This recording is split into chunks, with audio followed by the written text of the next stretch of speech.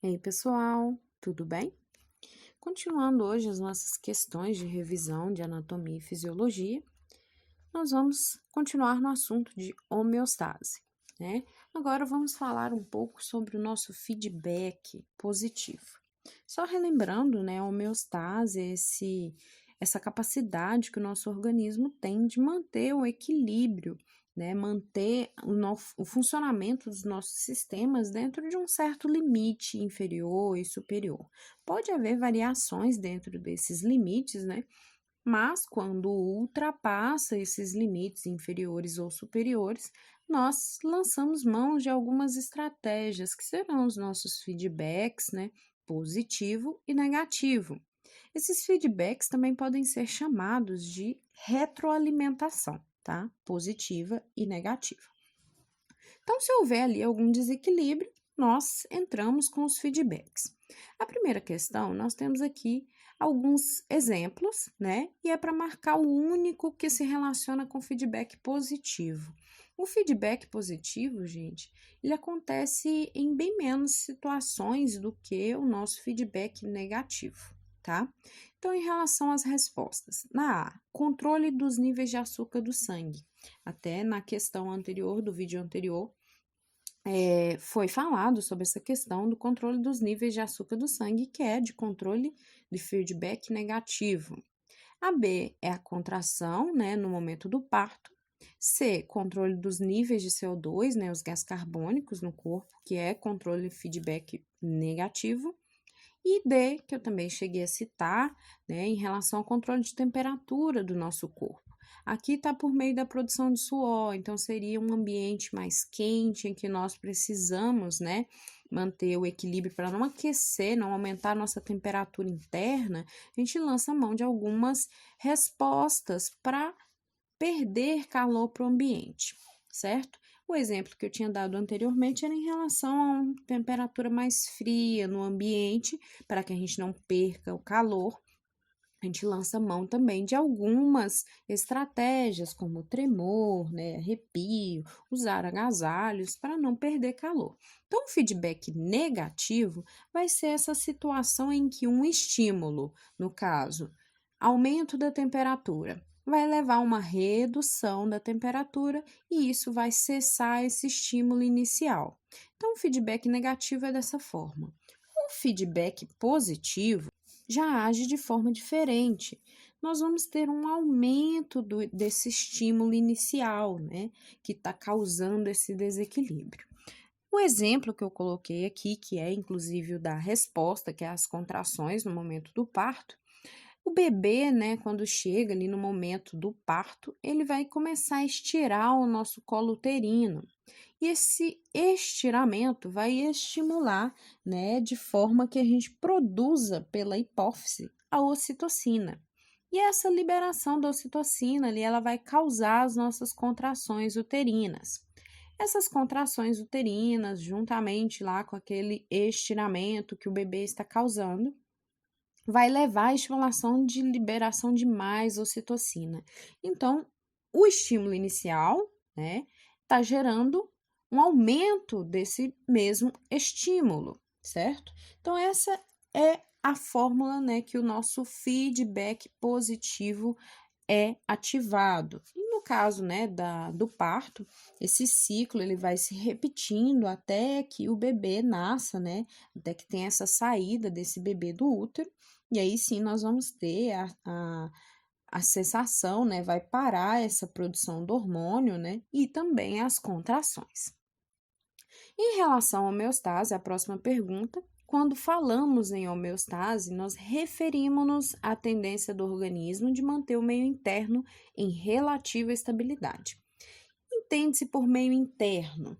Meio interno vai ser tudo aquilo que está dentro das nossas células, aquele líquido intracelular, então os fluidos que vão circular pelas nossas células.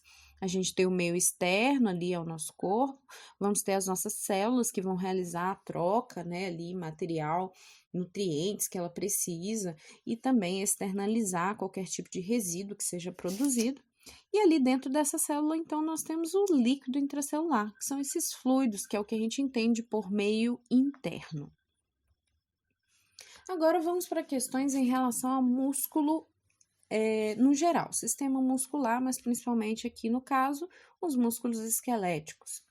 Em consideração afirmativa, nos músculos estriados são encontrados elementos do tecido conjuntivo ricos em fibras colágenas e que servem para fixação do ventre em ossos, no tecido subcutâneo e em cápsulas articulares. Esses elementos possuem aspecto morfológico fusiforme ou membranáceo. Denominamos esse componente dos músculos estriados como tendão. O que vai ser esse tendão, então, exatamente? Para um melhor entendimento, já tem um vídeo, tá, sobre a estrutura do sistema músculo-esquelético, né? Deem uma olhada lá no vídeo. Mas, para simplificar, esses tendões, eles são formados pela junção de alguns tecidos conjuntivos que a gente denomina epimísio, perimísio e endomísio. Então, a junção desses três vai formar esse tendão, que é essa parte mais esbranquiçada, que vai unir o nosso ventre muscular ao osso e permitir o nosso movimento. Continuando em relação aos músculos, a próxima questão fala em relação a um músculo específico. Então, com relação às regiões corporais, né, o nosso corpo é dividido tradicionalmente em cabeça, pescoço, tronco e membros, né, sendo superior e inferior. Nesse sentido, ao realizar um exercício para o membro superior, em que o movimento articulado envolvido é a extensão do cotovelo, tem-se como músculo agonista dessa ação o nosso tríceps braquial, que está sendo demonstrado nessa imagem ao lado. Começando pelo conceito de agonista. Músculo agonista vai ser aquele justamente responsável pela ação que nós estamos realizando, no caso ali, a extensão de cotovelo. E em relação a esse tríceps, ele tem esse nome de tríceps por possuir três cabeças, que são a cabeça longa, a cabeça lateral e a cabeça medial. A origem dessas cabeças, né, no caso a cabeça longa, ela se origina no tubérculo infraglenoidal da escápula, a cabeça lateral na face posterior do húmero e a cabeça medial origina-se na face posterior também do húmero, porém abaixo ali do sulco do nervo radial, enquanto a cabeça lateral é acima. Então, essas seriam as origens deste músculo e por isso ele vai ter também essa função ali de extensão. Ele está ali na nossa parte posterior, né, do braço. Então, ele vai ter essa função de extensão do nosso cotovelo. Continuando em relação ao músculo, né, o músculo esquelético, ele é um dos três tipos de músculo do nosso corpo humano. Nós possuímos o músculo estriado esquelético, o músculo estriado cardíaco e o músculo liso. E no caso do músculo esquelético, suas fibras estriadas, elas são compostas por diversas miofibrilas, as quais comportam proteínas em formas de filamentos grossos e finos, né, que são a miosina e a actina. Esses filamentos são os principais agentes durante uma contração muscular. No entanto, o músculo esquelético estriado possui uma contração voluntária, né, ocorrendo a partir de um estímulo intencional. A gente tem a intenção de realizar. Desse modo, a contração ela vai se iniciar. A resposta vai ser a A, que é numa célula nervosa chamada motoneurônio, que vai se estender até o músculo e se ramificar, ligando firmemente ao sarcolema de uma fibra muscular.